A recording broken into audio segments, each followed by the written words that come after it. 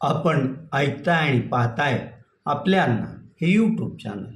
मी गणेश तुकाराम शिंदे आपणा सर्वांचं आपल्या अण्णा या यूट्यूब चॅनलवर स्वागत करत आहे.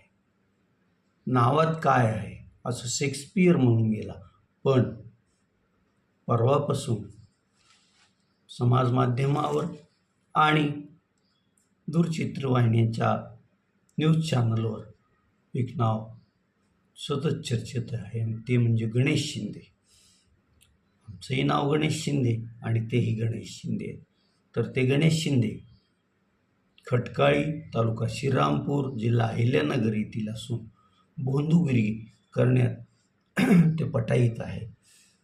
अशोक खरात, गर्दे, काकडे हे तीन भोंदूबाबा काही दिवसापूर्वी उजेडात आले होते आणि त्यांची कारस्थान संपूर्ण महाराष्ट्राला कळाली होती.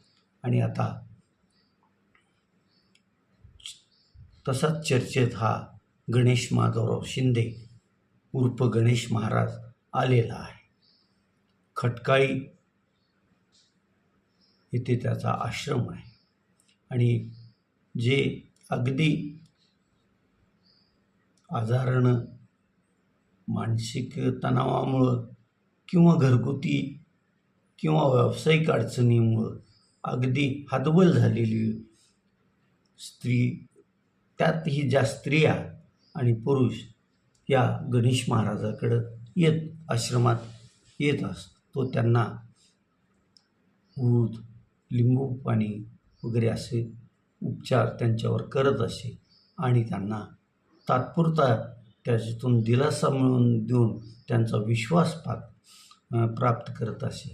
आणि यातूनच मग त्याने काही स्त्रियांचा तो जो लिंबू सरबत, उदीचं पाणी वगैरे तिथं भक्तांना द्यायचा, त्यातून गुंगी अशा प्रकारचं औषध तो त्यात टाकत असे आणि मग त्या स्त्रीचा तो उपभोग घेत होता. तो नुसता उपभोग घेत नव्हता, तर त्यांच्याकडून पैसेही उकळत होता, असंही पुढं आलेलं आहे.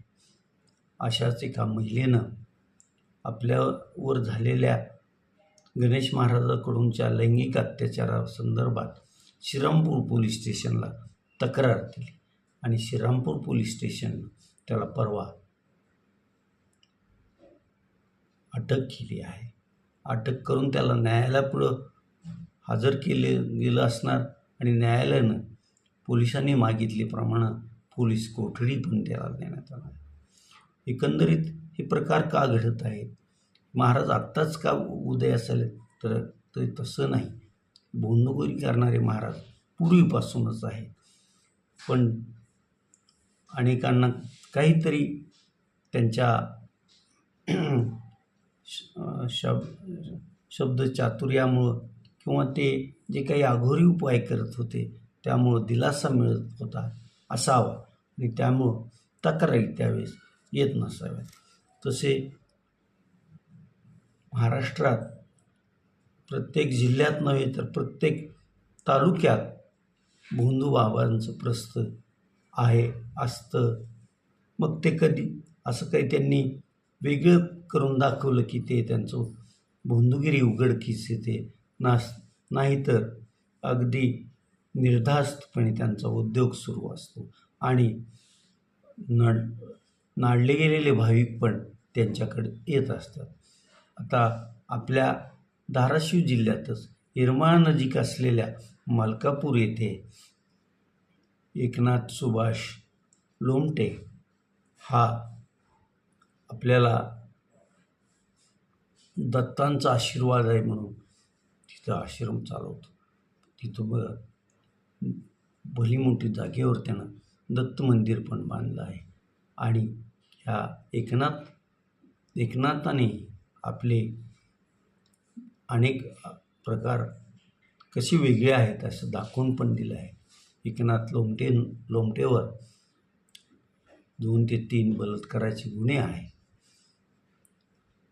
एकनाथ महाराजाचं भक्तवर्गही मोठा आहे. त्यात सर्वात महत्त्वाचं आणि सर्वांना दिसून येणारा भक्त परिवार म्हणजे लोणी येथील विखे पाटील परिवार आहे. मग त्यात दिवंगत केंद्रीय मंत्री आणि खासदार राहिलेले बाळासाहेब विखे असतील, त्यांचे पुत्र राधाकृष्ण पाटील पण आहेत आणि राधाकृष्ण पाटलांचे पुत्र सुजय विखे पाटील पण एकनाथ महाराजांच्या दर्शनाला थेट त्यांच्या गावापासून मलकापूरमध्ये पण येत असतात. हे अनेकांनी पाहिलं आहे. अनेकदा त्याची चर्चा पण झाली. मग असं त्या महाराजामागं पाठबळ असल्यावर त्याच्याविषयी कोण तक्रार करणार? तक्रार केली तर लवकर त्याची नोंद पोलीस स्टेशन कसं घेणार आणि नोंद घेतली तरी तपास योग्य रीतीनं कसा करणार हा प्रश्न असतोच. आता नाशिकच्या अशोक खरात याला 6व्या की 7व्या गुन्ह्यात काल नाशिक कोर्टानं परत पोलीस कोठडी दिली आहे आणि या अशोक खरातची पत्नी कल्पना खरात ही जवळपास महिनाभरापासून फरार आहे आणि ती नाशिक अहिल्यानगर दोन्ही पोलिसांना सापडत नाही. हे सर्व महाराष्ट्राला माहीत आहे. यावरून या प्रकरणात खऱ्या अर्थानं किती गांभीर्यानं तपास केला जातो हेच दिसून येत आहे.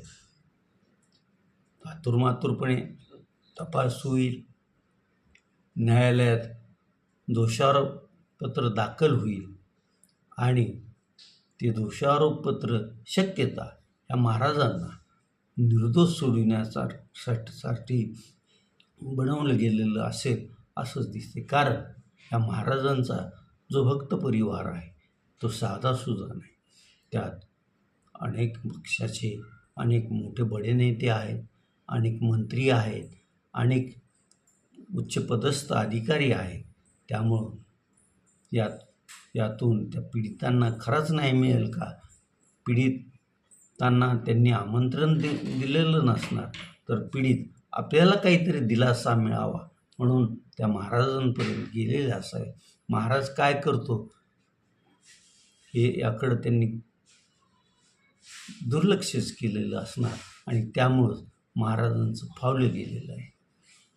तर आता या गणेश माधवराव शिंदे उर्फ गणेश महाराजांनी काय काय क्लुप्त्या वापरल्या होत्या, कोणाकोणाला त्यांनी दगाफटका केला आहे हे आता पोलीस तपासात, जर तो खरा अर्थानं योग्य झाला तर पुढे येईल हे मात्र नक्की.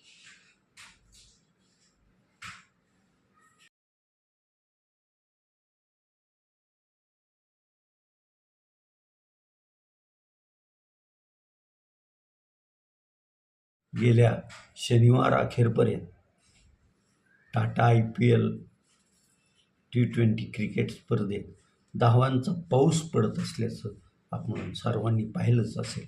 मात्र सोमवारपासून या खेळाचा थोडा पॅटर्न बदलल्यासारखा दिसतोय आणि सोमवारपासून गोलंदाजांनी फलंदाजांवर वर्चस्व गाजवण्यास सुरुवात केली असंच म्हणावं लागेल. कालचा दिल्ली कॅपिटल आणि रॉयल चॅलेंजर्स बंगळुरू यांच्यातील सामना तर गल्लीतील क्रिकेट स्पर्धा होती काय असंच झाल्यासारखं दिसतंय. दिल्ली कॅपिटलनं प्रथम फलंदाजी करताना त्यांच्या फलंदाजांनी जी काही हाराकिरी दाखवली त्यावरून हे स्पष्ट होते. 16 षटकं आणि 16.3 षटकात त्यांनी अवघ्या 75 धावा केल्या होत्या.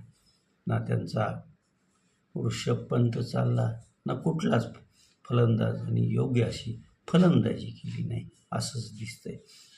तर ही एवढी माफक धावसंख्या गाठण्यास रॉयल चॅलेंजर्स बंगळुरूच्या विराट कोहली आणि त्याच्या सलामीच्या फलंदाजाला काही अवघड नव्हतं. पण तरीही दिल्ली कॅपिटलच्या गोलंदाजांनी पहिला एक सलामी फलंदाज बाद केला. नंतर देवदत्त पडिक्कल विराट कोहलीला साथ करण्यासाठी आला आणि या दोघांनी मिळून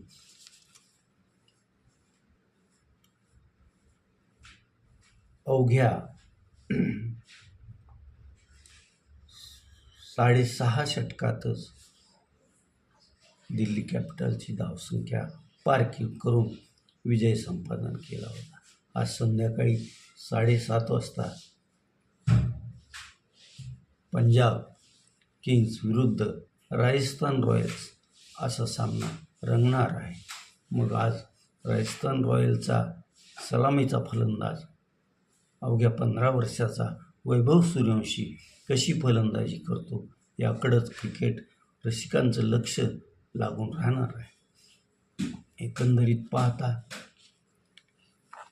उन्हाचा कहर, त्यात उघड्या मैदानावर खेळणं याचा त्रास खेळाडूंना जाणवत असणार हे नक्कीच.